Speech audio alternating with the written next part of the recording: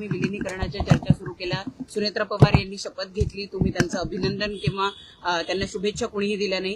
काल सुद्धा मुद्दाम तुम्ही सगळा स्टंट केला, कारण काल त्यांना राष्ट्रीय अध्यक्ष घोषित केलं जात होतं. एक आपण सगळ्यांनी समजून घेतलं पाहिजे, तिथं कोणाची चर्चा झाली, कशी झाली हे त्यांनी सांगावं ना, नावं सांगा. कुठंच काय तिथं घडलेलं नाही. आम्ही सर्वजण तिथं दुःखात होतो. पवार साहेबांना सुद्धा तिथं शब्द निघत नव्हते, अशी तिथं परिस्थिती होती.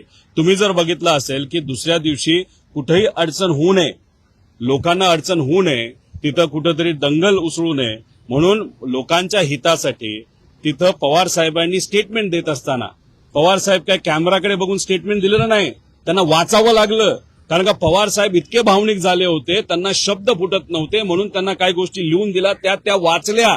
ही आमची परिस्थिती होती आणि याच्यात तुम्ही आज राजकारण करत आहात. आता तुम्हीच बघून घ्या की गेल्या काही दिवसांमध्ये विलिनीकरण हे शब्द आम्ही जास्त वापरले का त्यांनी जास्त वापरलेत.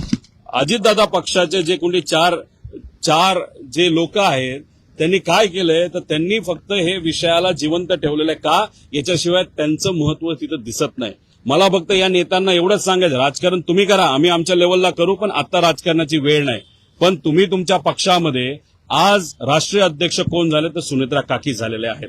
त्याच्याच बरोबर आज उपमुख्यमंत्री कोण आहेत, तर सुनेत्रा काकी आहेत.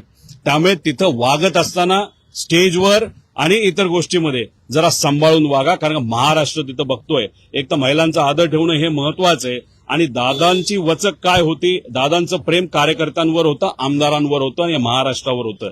पण या जे काही 4 नेते आहेत त्यांचा वचक तर नक्कीच दादांचा तिथं होता. काल आम्ही बघत असताना किती वाईट वाटलं. जायला जागा सुद्धा कुठं द्यायची तर ते नेते तिथे ठरवणार. कोणीतरी नेता काकींच्या खांद्यावर हात ठेवतो, कोणीतरी ओढतं, कोणी काय करतं. म्हणजे हे बघून महाराष्ट्राची जनता आम्हाला ह्या गोष्टी वाटत नाही. आता तुम्ही ह्याच्यात आम्ही राजकारण करतोय असं म्हणतोय. तुम्ही राजकारणाचा मुद्दा काढला म्हणून आता आम्ही भावनिक मुद्दा काढतो. त्यामुळे आमच्या काकींचा जो आदर आहे, कारण काकी मोठ्या नेत्या आहेत, त्या नक्कीच खूप चांगलं काम अजितदादांचं काम सारखं काम करतील असा आम्हाला विश्वास आहे. पण जरा सांभाळून वागा आणि सांभाळून त्या ठिकाणी बोला, एवढंच या ठिकाणी सांगतो. सुनेत्रा पवारांना काल माध्यमांशी काही बोलायचं होतं का, असं दिसलं का तुम्हाला त्या दृश्यांमधून? कारण त्यांना काही नेत्यांनी सांगितलं की पुढचं आम्ही बोलतो, अशी दृश्य सध्या नाही. मी एक तर त्या सगळे भाषण कुठं ऐकले नाहीत. काकींचं भाषण मी ऐकलं, भाषण ते चांगलं होतं, त्यातून संदेश त्यांनी त्या ठिकाणी चांगला दिला. त्याच्या व्यतिरिक्त जे बाकीचे बोलले त्यांचं भाषण पूर्वीही ऐकण्यासारखं नव्हतं आणि आजही ऐकण्यासारखं नाही. त्यात कंटेंटच नसतो, त्यात महत्वाचे मुद्दे सुद्धा त्या ठिकाणी नसतात. त्यामुळे मी काय त्यांचं भाषण ऐकलं नाही.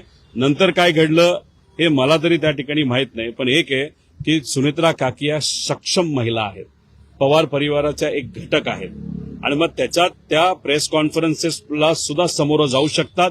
त्यांना वाटेल ते त्या ठिकाणी बोलू शकतात. जर कोणाला वाटत असेल की सुनेत्रा काकींना आपण कंट्रोल करू शकतो, दादांना कंट्रोल करता येत नव्हतं पण काकींना करता येईल, तर ते भ्रमात आहेत. थोड्या दिवसानंतर नक्कीच कळेल की ताकद काय असते आणि एक नेता कशा पद्धतीने पार्टी तिथं चालवत असतो. त्यामुळे ह्या 4 जे कुठले नेते आहेत त्यांनी थोडंसं सांभाळून राहावा, सांभाळून वागा, एवढंच या ठिकाणी सांगतो. काल बोलताना सुनेत्रा पवार असंही म्हणाल्या की दादांचं अर्धवट राहिलेलं स्वप्न